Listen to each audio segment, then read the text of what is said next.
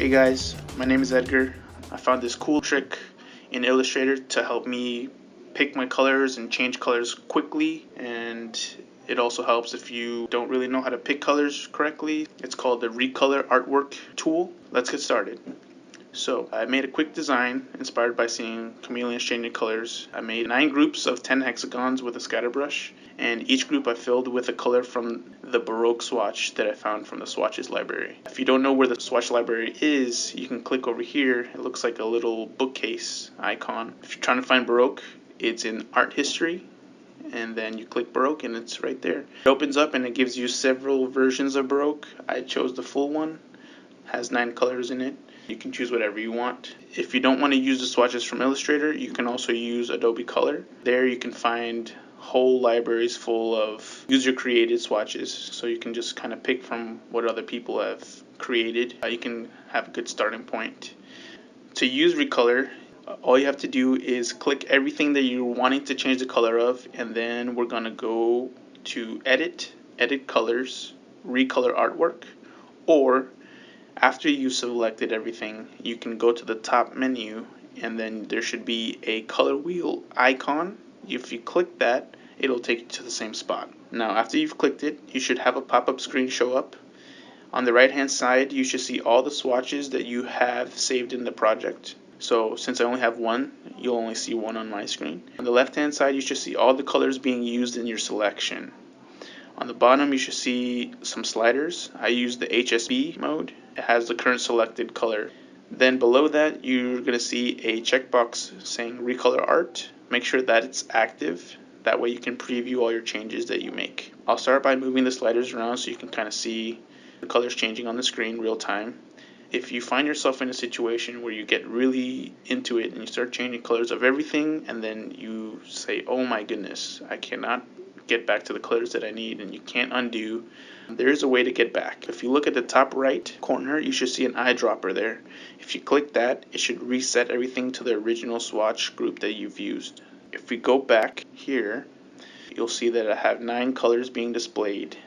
Now, my illustration is very simple. It is only using 9 colors, but there are some illustrations that use 100 plus colors. You can group similar colors together to lower the amount of things that you have to change. Normally, if you have that many colors on screen, you can group them to a range that's more manageable, say 15 to 25 groups. That can help you control your colors a little bit better. Let's get to the fun part.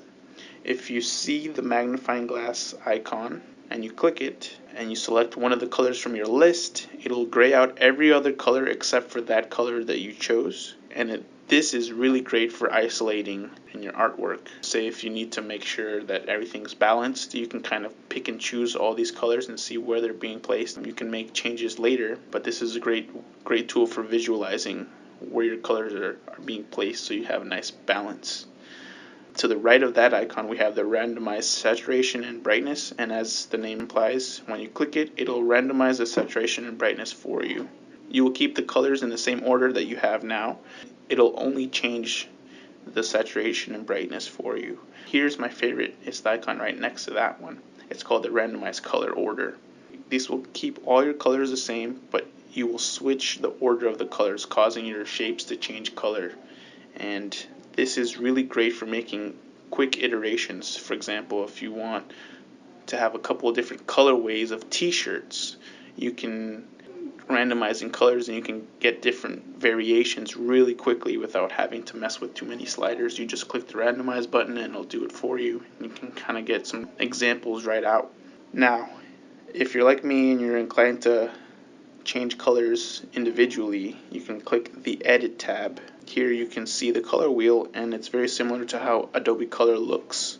You have the sliders on the bottom, you have the color wheel on the top, and then you can see each color is represented as a circle with a white border around it. You can drag each one individually and you can change the colors that way, or you can use the sliders, or you can link the colors and the colors will keep their relative distance from one another so you can have a nice balanced color change throughout the whole project. As you can see right now, Baroque is in the warmer tone And if I want to, I can make sure it's linked, and then I can change all the colors to a cooler tone, and then you can get a different emotion out of it if you're trying to go that route. You can add and delete colors if you click these guys over here, in case you need to quick hit or something else. Now, in case that you want to save any colors, you can go over here and you can name it, and then you can click the folder option next to the eyedropper, and it should save. Press OK, saves all the changes. There you have your nice artwork. I hope you like this trick that I found. Stay tuned for more. Thanks.